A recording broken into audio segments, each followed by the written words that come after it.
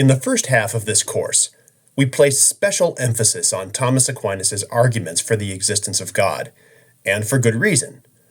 God's existence, his attributes, and his status as the creator of all that exists plays a central role in Thomas Aquinas' philosophical teaching.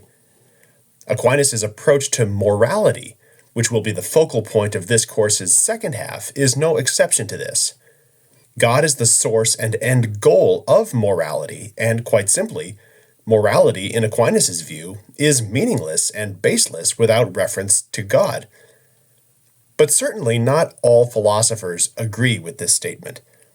Even Aristotle, who, as we saw, agrees that there must exist an unmoved mover, does not allow this divine being much of a role in the moral life of the human person.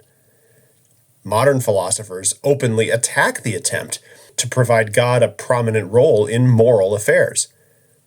And they do so by means of what they at least take to be an ancient philosophical criticism of any morality rooted in God, namely the Euthyphro dilemma. The Euthyphro dilemma takes its name from one of the most famous dialogues of Plato, simply called the Euthyphro, in which Socrates has a conversation with a younger man about the nature of piety. When asked what true piety is, Euthyphro first responds that it's doing what is dear to the gods, or doing what the gods approve of. But when Socrates points out that the gods sometimes disagree with one another, Euthyphro says that piety must be doing what is dear to all of the gods. But at this point it becomes unclear from Euthyphro's responses what exactly he means. Does he mean that pious actions or behaviors are pious simply because, and for no other reason, that the gods approve of them? Or does he mean that they have something in common, some characteristic, that causes the gods to approve of them?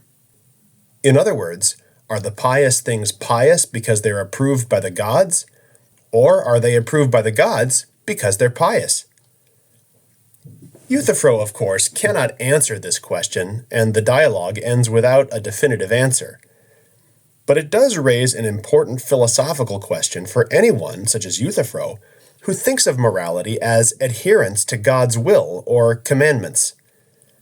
Is obeying those commandments good because God commands them, or does God command them because they are good? As a common atheistic argument goes, whichever way one answers this question will result in insurmountable philosophical difficulties. Why is this so? Well, because if one says that following God's commandments is good because God commands them, it seems to follow that God's commandments are simply arbitrary. If what places upon me an obligation to refrain from murder, in other words, is the mere fact that God forbids murder, then it seems that God could just as easily have commanded us to murder as often as possible. If our obligations come from God's commands and nothing else, then whether those commands are themselves good is a meaningless question. Those commands just are what they are. But if we don't like that implication, then maybe we would answer the question differently. We might say instead that God forbids murder, not to mention adultery, theft, and torture, because these things are already wrong.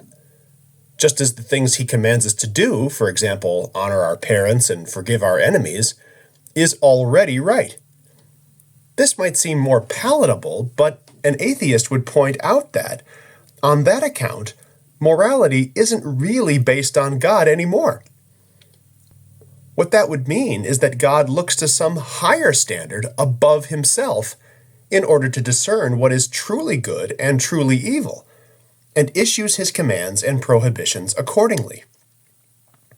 If that's so, then it follows that it's not really God that determines what morality is, but instead whatever that higher standard is that he consults before commanding and forbidding. So as the argument goes, either way there's trouble for those who want to base morality on God, who must either be an arbitrary dictator who commands us according to no rhyme or reason at all, or merely the messenger that communicates the requirements of morality to us, requirements that we ourselves may well be able to discern without him. Amazingly, many atheists still believe today that this is a knockdown argument against all moralities based on God. But in recent years, many Christian philosophers have mounted a counter-argument that claims to vindicate God and his central role in our moral lives. Philosophers like Robert Adams, William Alston, and William Lane Craig have suggested in recent years that the Euthyphro dilemma is actually a false dilemma, because there's a third possibility that those appealing to it do not recognize. As these Christian philosophers argue, what determines moral goodness and evil is neither God's commandments nor some standard above or independent of God. What determines moral goodness is God himself, his nature and attributes. So it's wrong to kill, lie, and cheat, not just because God forbids these actions, but because these things are inconsistent with God's loving, truthful, and honest properties. God himself, therefore, is the standard of goodness, and his commandments are just his directives issued to us in order to guide us to live up to that standard of goodness. William Alston puts it this way, quote, "I want to suggest that we can think of God himself, the individual being, as the supreme standard of goodness. Lovingness is good, a good-making feature, that on which goodness is supervenient, not because of the Platonic existence of a general principle or fact to the effect that lovingness is good, but because God, the supreme standard of goodness, is loving. Goodness supervenes on every feature of God, not because some general principles are true, but just because they are features of God." End of quote. Alston goes on to explain his argument by using the analogy of a meter stick. In order to say what approximates a meter to a greater or lesser degree, there must be something that establishes the definition of a meter. In the early days of the metric system, there actually existed the famous meter stick, which was meant to do just that, an actual stick. It would have made no sense to ask whether the meter stick equals a meter, because it was thought to embody the definition of what a meter is. To say that the meter stick equals a meter would be nothing more than to say that it equals itself. So, as Alston concludes, quote, "What makes this table a meter in length is not its conformity to a Platonic essence, but its conformity to a concretely existing individual. Similarly, on my present suggestion, what most ultimately makes an act of love a good thing is not its conformity to some general principle, but its conformity to, or imitation of, God, who is both the ultimate source of the existence of things and the supreme standard by reference to which they are to be assessed." End of quote. Although this rejoinder to the Euthyphro dilemma is helpful, and as far as it goes, quite consistent with the philosophical worldview of Aquinas, it doesn't seem to go quite far enough. We can see this especially by looking at the criticism of it made by those who deny that it really offers a compelling solution to the dilemma itself. For example, one contemporary scholar, Jeremy Koons, argues that appealing to God's nature does not really solve the Euthyphro dilemma, but rather just pushes it back one step further. According to Koons, just as one may rightfully ask why God's commandments are morally good and the standard after which we should model our actions, one may just as rightfully ask why God's nature is good. Koons, criticizing Alston's position, argues as follows, quote, "Alston must answer the question, why is being loving good? By saying traits like being loving are good-making because God has them, and God is good. But on Alston's particularism, when we say God is good, we haven't said anything, because Alston's particularism prevents him from giving any concrete articulation of what goodness is." End of quote. So the problem with William Alston's proposed solution to the Euthyphro dilemma is that it contains no real explanation as to why, for philosophical reasons, we must consider God to be the embodiment of goodness. Some defenders of Alston just insist that this is just what God is, by definition. But this answer is terribly unsatisfying, and it really is nothing more than an assertion. Why, one must ask, is God the standard of goodness and not someone or something else? Why not Mother Teresa, Gandhi, the angel Gabriel, or a bottle of Windex? Is it because God is more powerful than these things? Is it somehow because he's the creator or the first cause, or some other reason? This is where Thomas Aquinas' thought can advance our thinking about God and morality. To be sure, Aquinas would not disagree with William Alston that God is the highest good and the standard of goodness for everything else. We saw this especially in Aquinas' fourth argument for God's existence, explained in Lecture 11. Recall that Aquinas argued that the only way our recognition of things that are more or less good, more or less noble, more or less perfect makes sense is on the assumption that there exists something that serves as the standard for that recognition. One thing can only be more good than another if it is so by being closer to some objective thing that is the most good, the best. One thing can only be nobler than another on the assumption that there exists some objective thing that is the noblest. As we saw, that standard of goodness, nobility, or virtue can't just be someone's or some group of people's ideas about goodness, nobility, or virtue, because that would just push the question back further as to what makes those ideas right as opposed to wrong. For judgments about goodness and morality to have any objective meaning at all, then, there must be some objective thing in accordance with which those judgments are correctly made. As Aquinas concluded in the fourth way, this standard, everyone agrees, is God. But again, the skeptic will certainly ask, even on the assumption that God is the standard, what makes God the standard? Why God and not something or someone else? William Lane Craig asserts that God is the, quote, least arbitrary stopping point in our rational search for an ultimate standard of moral goodness. But he never really explains why. If we look to Aquinas, however, we find a powerful answer to this question. Remember that Aquinas understands God not merely to be a being that exists, but as the embodiment of existence itself.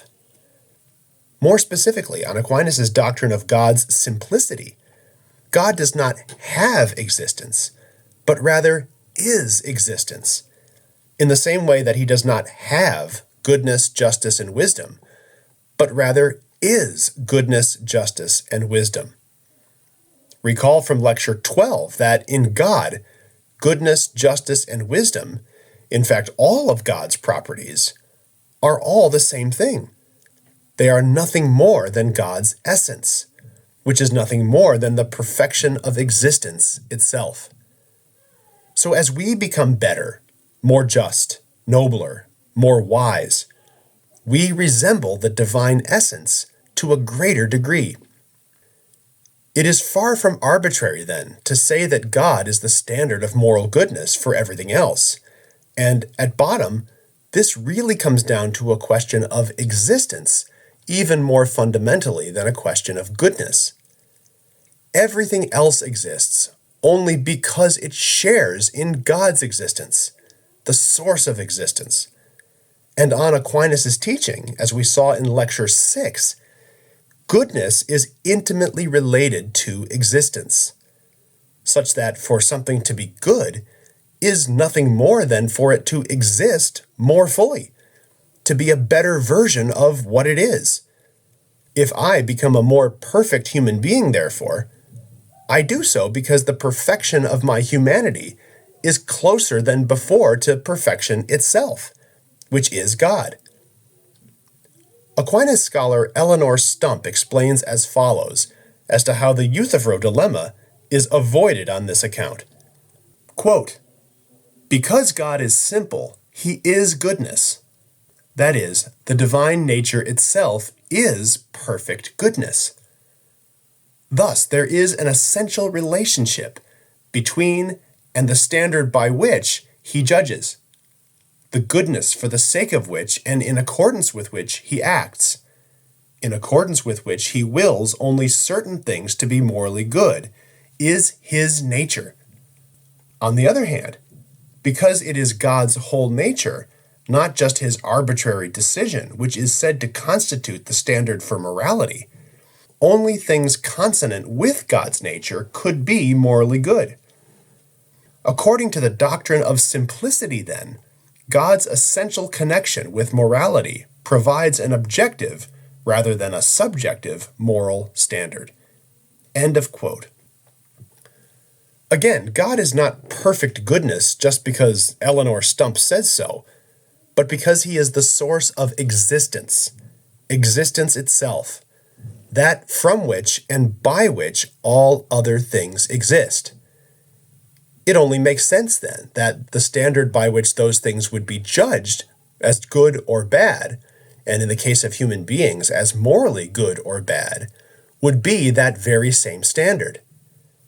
It's for this reason and for this reason alone, then, that the goodness of creatures can be judged against the standard of God and not vice versa. To say that God is the ultimate standard of morality, of course, even with the full metaphysical doctrine of God as the source of all existence and perfection, does not tell us very much about the specifics of morality. Even if one fully understands that a good human being is one that resembles God's perfection more, and a bad human being is one that resembles that perfection less, we are still left wondering what are the specific habits of character, actions, choices, and dispositions that makes a person to be good. Answering these questions according to the Thomistic worldview will be the task of the following 11 lectures, and will take us into Aristotle's and Aquinas' understanding of what morality is, what we can know about it, and the enormous difference it makes in our lives.